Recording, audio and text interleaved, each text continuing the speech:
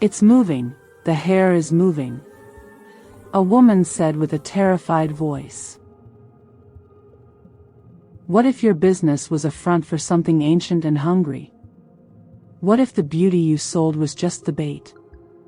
What if every strand of hair came with a soul attached, and the river that provided it was collecting payment in lives?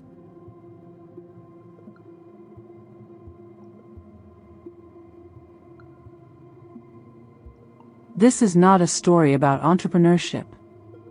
This is a story about a supply chain from hell. A tale of a woman who believed she was building an empire, only to discover she was just a delivery driver for a primordial predator. In the vibrant, competitive streets of Kampala, a young woman named Adina fought for her dream. Her hair boutique, Adina's glory, was her everything. But it was failing. She couldn't compete with the big stores with their cheap, mass-produced weaves. Her rent was due, her savings were gone, and the dreams she had nurtured since she was a girl was crumbling to dust. Her flaw was a desperate, all-consuming ambition. She didn't just want to succeed, she needed to be the best. The most famous. The queen of hair in the city. Her grandmother, Mama Ife, a pragmatic woman who sold herbs in the same market, saw her struggling. Adina, my child, she said, her voice gentle but firm, some dreams need to grow slowly, like a strong tree. Forcing them only makes them brittle. Come, sell medicines with me. It is an honest living. But Adina saw it as a step down. A surrender. No, Grandma. My glory will not be found in herbs, she declared, her voice tight with pride. One night, as she wept by the banks of the powerful, swirling river Maji, she poured out her despair. I would give anything, she whispered to the dark water, anything for hair so beautiful, so unique, that every woman in Kampala would fight to wear it. The water before her stilled. The surface became as smooth as glass. And from the depths, a face formed, a woman with features of shifting currents and hair that was a torrent of black water. This was Mami Wadi, the river spirit known for her deadly bargains. You wish to be a queen, little mortal?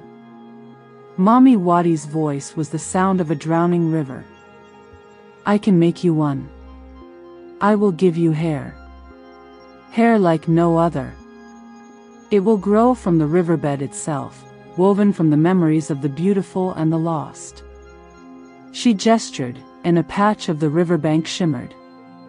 Strange plants with the color and texture of human hair broke through the soil, glowing with a soft, ethereal light. Take it, Mami Wadi crooned. Sell it. Make your fortune. My price is simple. For every wig you sell, the river claims one soul. A life for a lock. A fair trade, is it not? Adina, her vision blurred by tears and ambition, saw only her salvation. She didn't see the trap. She saw the most beautiful hair she had ever touched. She heard the word, Queen. I accept, Adina whispered. Adina's new line, Maji's flow, took the city by storm. The hair was miraculous. It wasn't just hair. It was a transformation. This was the rhythm of joy. The initial, miraculous benefit. A shy secretary bought a wig and became a charismatic public speaker overnight. A fading socialite wore one and found herself the center of attention again. Adina was hailed as a genius.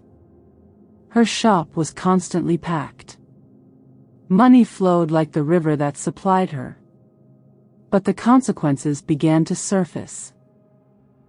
A week after the secretary's transformation, she was found dead in her bathtub, the wig still perfectly in place.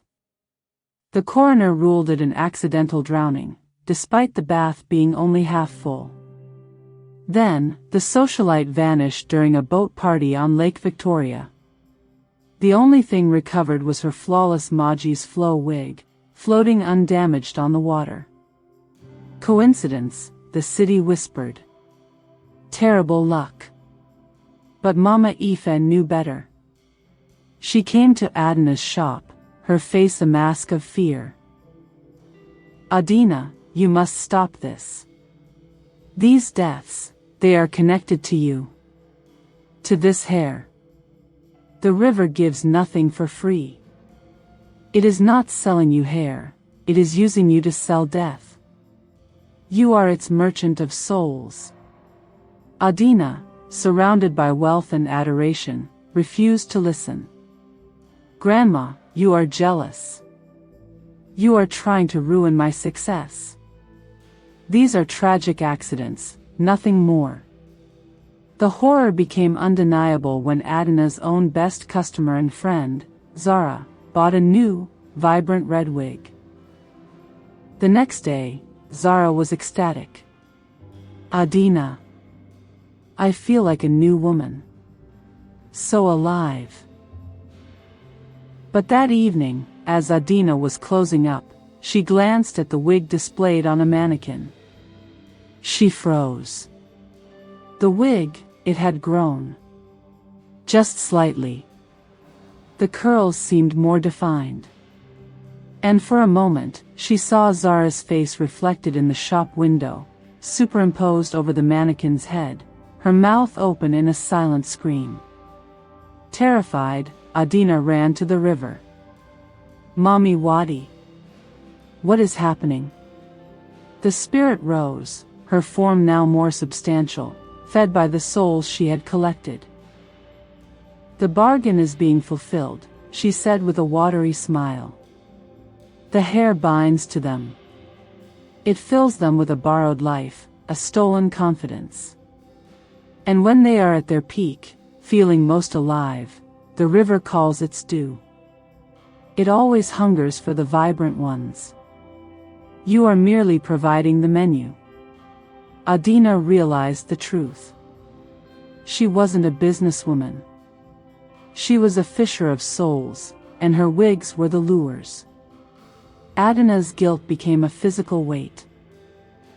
She tried to close her shop, but Mommy Wadi's voice now whispered to her from every puddle, every tap. The bargain stands.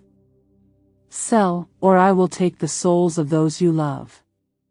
Starting with your grandmother Aoife. She was trapped. Every sale was a death sentence she personally handed out. The climax came when a young, radiant bride-to-be, Nala, came into the shop. She was getting married in a week.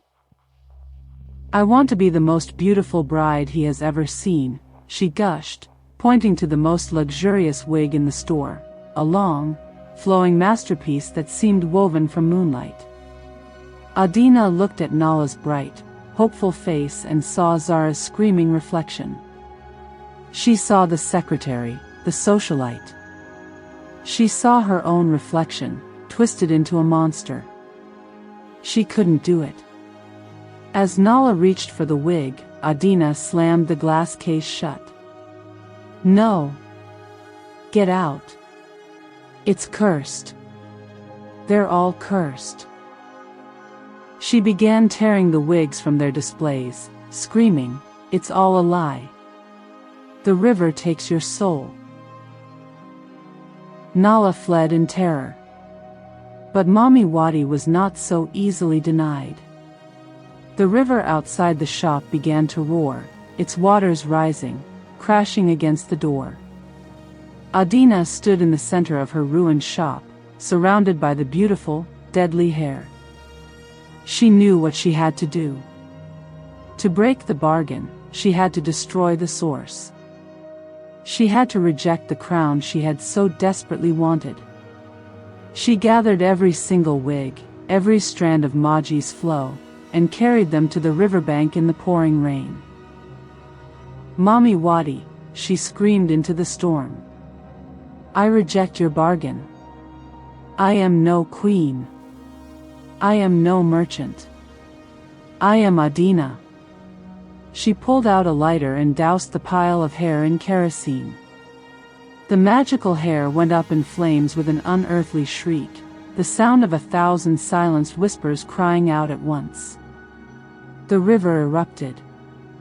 Mami Wadi rose, monstrous and furious, her form a tidal wave of rage. You dare? Then you will pay the debt yourself. But as the spirit lunged, the burning wigs released their captured energies, not as souls to be consumed, but as a blinding, purifying light. The light struck the water spirit, and she screamed, her form dissolving into steam and mist. The river calmed. The storm ceased. Adina lost everything. Her shop, her fortune, her reputation. The city thought she had gone mad, destroying her own successful business. She went to work with Mama Ife, selling herbs in the market. She was no longer a queen. She was a woman with calloused hands and a quiet heart. Every time it rained, she would flinch, hearing the ghost of a whisper in the water. But the river Maji never gave her hair again. It had found her a poor merchant, after all. She had chosen to be poor in wealth, but rich in soul. So the next time you are offered a deal that seems too good to be true, look past the glitter. Ask yourself, what is the real product? And who is the real customer? Are you the seller? Or are you, and everyone you love, simply part of the inventory? What do you think? Was Adina a villain who found redemption, or was she a victim who fought her way free? Let me know in the comments below. Her story is a dark lesson in commerce and morality, that some profits have a hidden, human cost, and that the most successful business is the one that doesn't trade in souls. If this tale of a predatory partnership left you questioning every easy opportunity, then you must not watch the story of the hotel that paid guests to check in. The link is on the screen right now. But be warned, you might never book a room again. Don't forget to subscribe to Safari of Tales and hit the bell icon so you never miss another journey into the heart of moral darkness. Until next time, know the cost of your crown.